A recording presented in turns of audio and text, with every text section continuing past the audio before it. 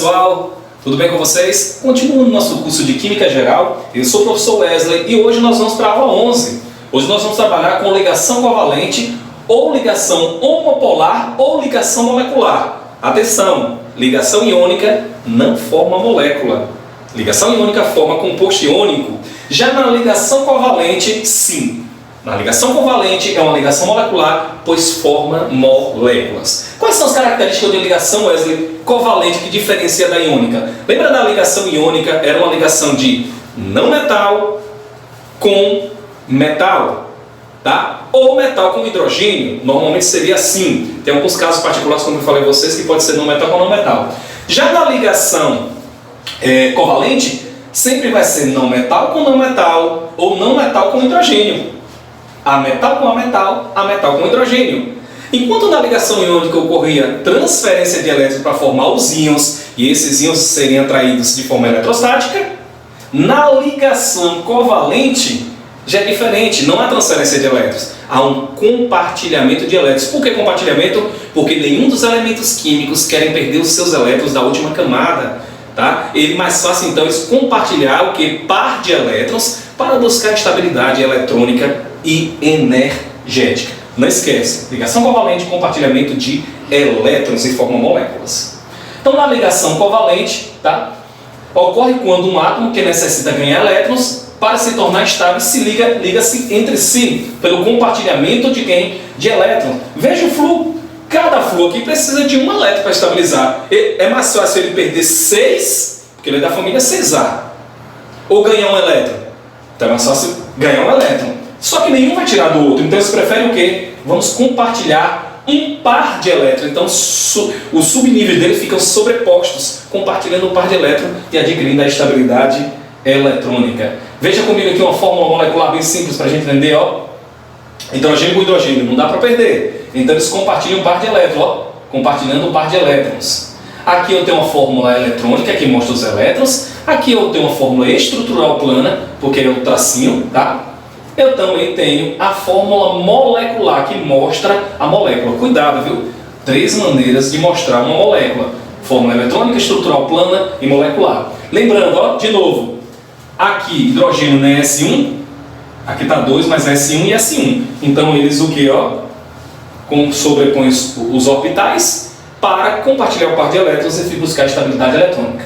Veja 2 nitrogênios. Nitrogênio está na família 5A. É mais fácil você perder 5 elétrons ou ganhar 3. Mais fácil ele compartilhar 3. Não dá para ganhar. Então ele compartilha um com o outro. Como você sabe, Wesley? Está na família 5A. Então ele tem 5 elétrons na última camada. Ou você pode olhar que ele precisa de 3, porque se ele tem 5 elétrons na última camada, precisa de 3 pela regra do octeto.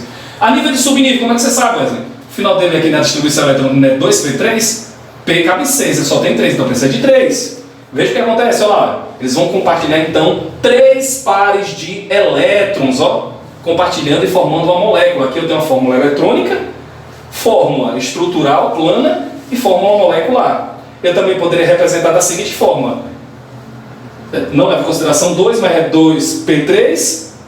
Tem quantos elétrons? 3. Com o outro, do outro aqui vale para um nitrogênio, aqui vale para o outro nitrogênio. E agora você só é sobrepor quem, gente? Ó? Sobrepor os orbitais e estabilidade eletrônica. Ó? Passa a ter cada orbital 2 elétrons, no final 6, compartilhando 2 pares de elétrons cada orbital e estabilidade eletrônica. Seguindo. Considerando como terceiro exemplo a união entre 2 átomos de elementos de hidrogênio e um de um elemento de oxigênio para formar a substância o quê? Água. Como seria formar molécula de água, gente? Veja, aqui tem a tendência de compartilhar um elétron. Aqui tem que compartilhar quanto, gente? Um par de elétrons. Aqui tem que compartilhar quantos pares? Ele precisa de quantos aqui? Tem 4, precisa de 2. Então tem que compartilhar 2 pares de elétrons. Como ocorre então a ligação? Simples. Um hidrogênio então compartilha aqui. Esse par de elétrons, esse elétron vem para aqui e fica mais próximo do oxigênio porque ele é mais eletronegativo. Outro, aliás, forma uma ligação, compartilhando o par de elétrons, e o outro hidrogênio também. Então ele precisaria de quem? De 2 elétrons, e realmente esses 2 elétrons formando 2 pares e formando a molécula de água. Fórmula eletrônica, fórmula estrutural plana e fórmula molecular. Vamos para essa questão para a gente ter uma noção dessa questão, o que ela quer nos dizer? Nos compostos covalentes, os átomos dos elementos se ligam através de ligações simples, dupla ou tripla, dependendo da configuração eletrônica. Assim, é correto afirmar que as fórmulas estruturais da molécula hidrogênio, nitrogênio e gás carbônica e flúor são. Vamos lá? Hidrogênio. Então a fórmula dele é essa, um hidrogênio ligando com outro, né? Isso faz somente uma ligação. Do nitrogênio, faz quantas ligações? Lembra? A gente viu na estante, né? Está na família 5A, então tem que compartilhar 3 elétrons, então 3 pares de ligações. Então ele precisa de 3, tá? Precisa de 3. E gás carbônico. Carbono está na família 4A, precisa compartilhar 2 pares. E o oxigênio 1. Então, nesse caso, a ligação ficaria dessa forma, duas ligações duplas e flúor somente 1. Quando o elemento X tem número atômico 12, se combina com o elemento Y, que tem número atômico 9, temos um resultado de um composto com fórmula molecular do tipo de ligação o quê? Bom, vamos dar uma olhada? Vamos com calma. Olha só, volta aqui. 12. Provavelmente o subnível dele é o quê? 3P2. Então é um metal alcalino terroso. Tem 2 elétrons para doar. Então aqui é um metal. E esse aqui precisa o quê? P5 precisa de 1 elétron para estabilizar, que tem que ficar 6. Então aqui provavelmente é um não metal. Logo de cara é uma ligação covalente, metal com não metal. É uma tocharada, tá? Então, nesse caso metal com não metal, como é que fica a ligação, Wesley? Aqui doa 2 elétrons e aqui vai precisar de 2Y para receber cada um elétron daqui. Como ficaria isso, Wesley? Olha como é simples. X doa 2 elétrons e 7 recebe 1 elétron. Se doa 2, fica 2 mais. Se recebe 1 menos. Faz uma ligação iônica e cruza os dados. O 2 vai para baixo do Y e o 1 vai para baixo do X. Ou seja, olha lá cruzando os dados, olha, bonitinho, formando um composto iônico, letra C. Muito bem. Outra questãozinha aqui, ó, só mostrando 2 elementos químicos X e Y se combinam formando uma substância desse tipo. X e Y podem ter número atômico respectivamente. Que número atômico é deles? Fácil, gente, ó. O 3, ele volta para o Y. Então significa que esse rapazinho aqui doou 3 elétrons. E o de cá tem 1 aqui, porque não precisa representar. E recebeu 1 elétron.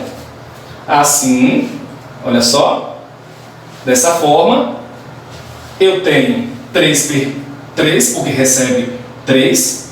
E tenho de baixo 4P5, tá? S2. Então ele tem número atômico 35 e esse 15. Vamos agora mostrar a ligação de dióxido de enxofre. O dióxido de enxofre faz o mesmo tipo de compartilhamento com forma eletrônica que vocês estão vendo aqui. Ligação dativa, gente, vai ser nossa próxima aula, tá? Não vou entrar em detalhe agora, mas a ligação dativa também é importante, que é um tipo de ligação covalente. Mas eu não vou entrar em detalhe a respeito dessa ligação agora. Tem algumas exceções de ligação covalente que fogem à regra do octeto. Lembra? Regra do octeto, 2 elétrons na última camada de valência, ou 8 para estar estável.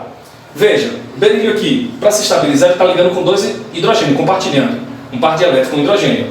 O berílio ficou estável com 4 elétrons na sua última camada. Foge um pouco.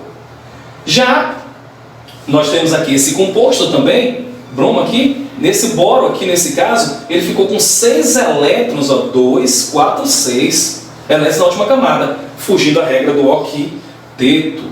O enxofre também há a possibilidade, às vezes, dele fugir a regra do octeto quando ele se liga com o flúor. Ele passou a ter quantos elétrons na última camada? 2, 4, compartilhando aqui, ó. 6, 8, 10, 12, tá? Então, 12 elétrons na última camada de valência, então ela fica, então, nesse caso aí, a última camada de valência, ela fica estável com 12. Foge a regra do octeto.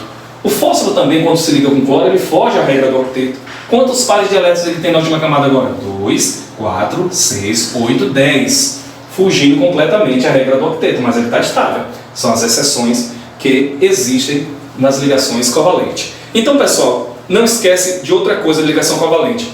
Os compostos moleculares, eles têm, normalmente, ponto de fusão e ponto de ebulição mais baixo do que os compostos iônicos. 2. Os compostos moleculares, alguns são condutores de eletricidade, outros não, quando sofrem ionização. 3. Os compostos moleculares você pode encontrar nos 3 estados físicos da matéria: sólido, líquido e gasoso. Diferentemente da ligação iônica, os compostos iônicos, que só pode, nesse caso, encontrar no estado sólido. Ok? Vá para as atividades para vocês aprenderem mais e tirem as dúvidas. Muito obrigado pela atenção.